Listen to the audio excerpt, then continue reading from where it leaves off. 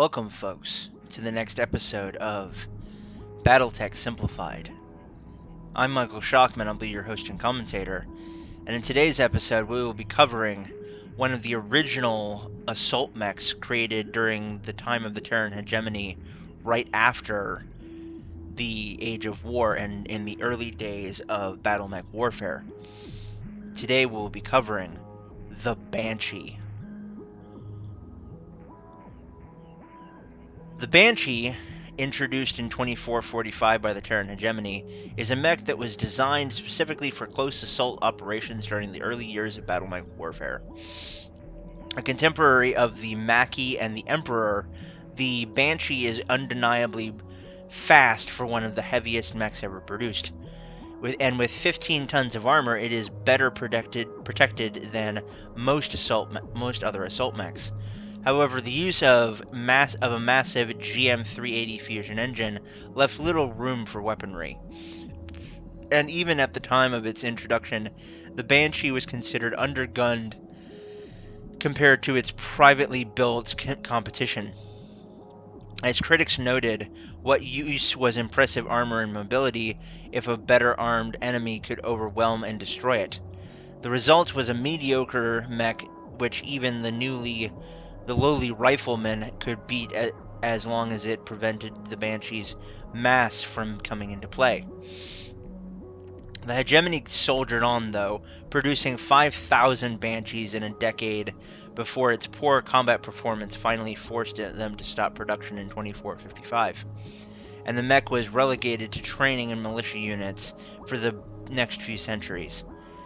Even during the succession wars, the mech's poor reputation meant many commanders saw it as a liability rather than as an asset, unless they were fighting a backwater periphery world or as part of a poorly equipped outfit.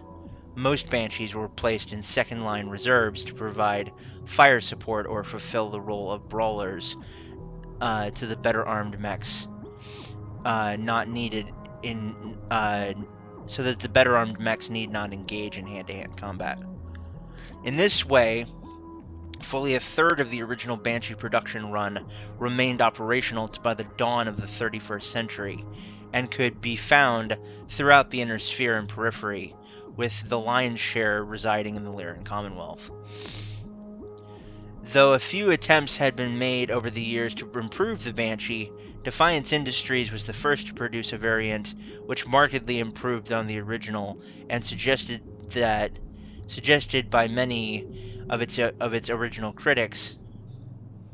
With help from the Federated Suns and access to blueprints from the original Hesperus II factories, the BNC 3S proved to be such a success. The Lyrans began fielding them in frontline units, surprising the enemies who ignored them to focus on real threats, quote-unquote, and thoroughly unexpected firepower.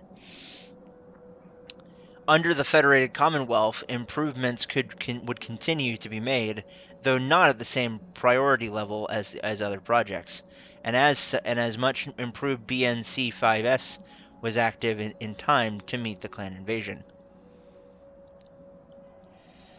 The two primary weapons of the Banshee are a Magna Hellstar PPC matched up with an Imperator A Autocannon 5, and with 1 ton of ammo, and they are both located and mounted in the right and left sides of its torso. The two systems complement each other with similar range profiles, and would provide good firepower for a mech weighing at half the tonnage of the Banshee. Perversely, though, for close combat mech, their minimum ranges mean both weapons present targeting difficulties as the Banshee closes in on its enemy. And a Magna MK1 small laser mounted in its head appears to have been installed as an afterthought.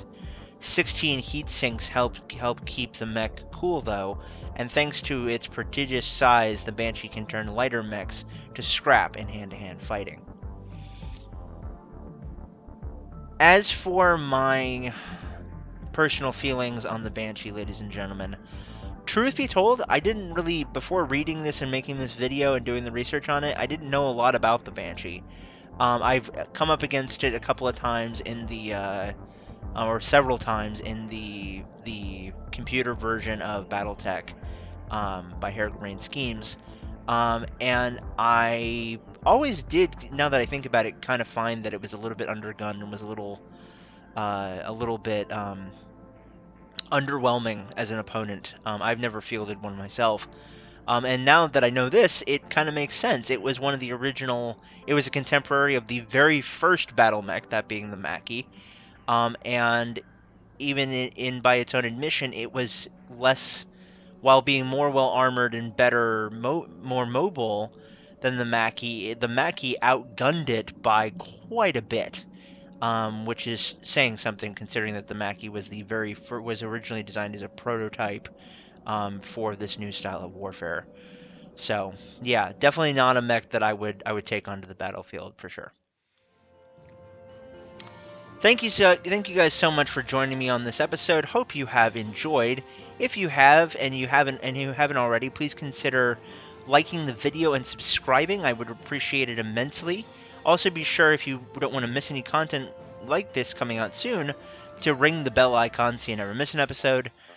Make sure that it's rang, because YouTube has been having some issues lately with the algorithm unringing people's notifications. I'm Michael Shockman. I've been your host and commentator, and remember, as always, guys, no guts, no galaxy. Later, everybody.